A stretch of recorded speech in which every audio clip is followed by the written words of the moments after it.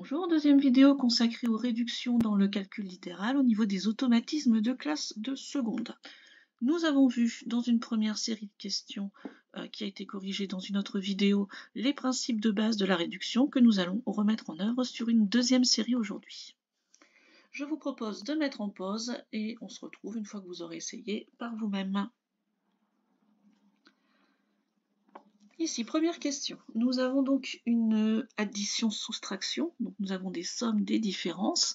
Et dans ce genre de calcul, avec addition-soustraction, on va regrouper les termes de même catégorie. Donc ici, on va prendre le plus 3a et le moins 2a.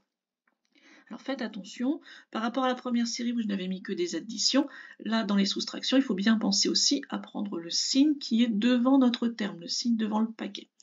Donc 3a moins 2a, on va arriver à 1a.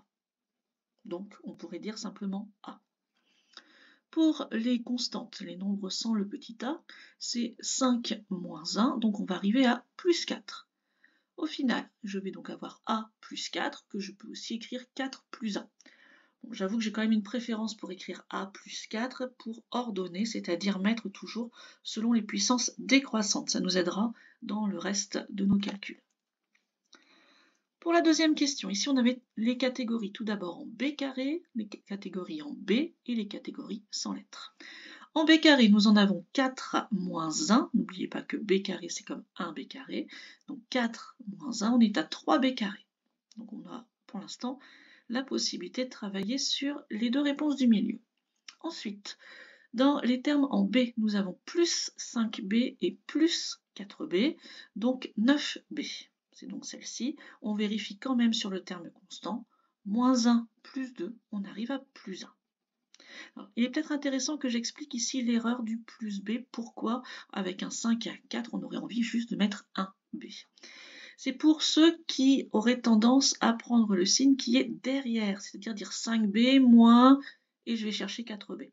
Attention, le moins, il est attaché au 1. Le 4B, lui, est attaché au plus. Ensuite, au niveau des divisions, alors on va regarder ici, on est en multiplication-division. Ce que je vous propose, c'est déjà d'aller faire la multiplication du numérateur. Et ensuite, on verra un petit peu, on avisera pour la division. Donc ici, 5a fois 8b, on va faire 5 fois 8, 40, et a fois b. Donc 40ab sur 20. Ensuite, 40, c'est assez facile, 40 divisé par 20, ça fait 2. Donc 2ab. Et enfin, pour x différent de moins 3, la forme réduite de notre expression. Alors, je fais une petite parenthèse, j'ai dû dire que x devait être différent de moins 3 pour éviter que le 6 plus 2x ne s'annule et que l'on ait une division par 0, ce qui est une impossibilité mathématique. Donc ce que l'on va faire ici, on va regarder un petit peu nos numérateurs et dénominateurs et essayer de dégager un facteur commun pour pouvoir ensuite aller réduire. Donc 8 plus 2x et 6 plus 2x, on voit que nos coefficients sont systématiquement pairs. Je vais donc pouvoir simplifier par 2 en divisant le numérateur et le dénominateur. Au numérateur, il restera 4 plus x et au dénominateur, il restera 3 plus x. Donc 4 plus x sur 3 plus x.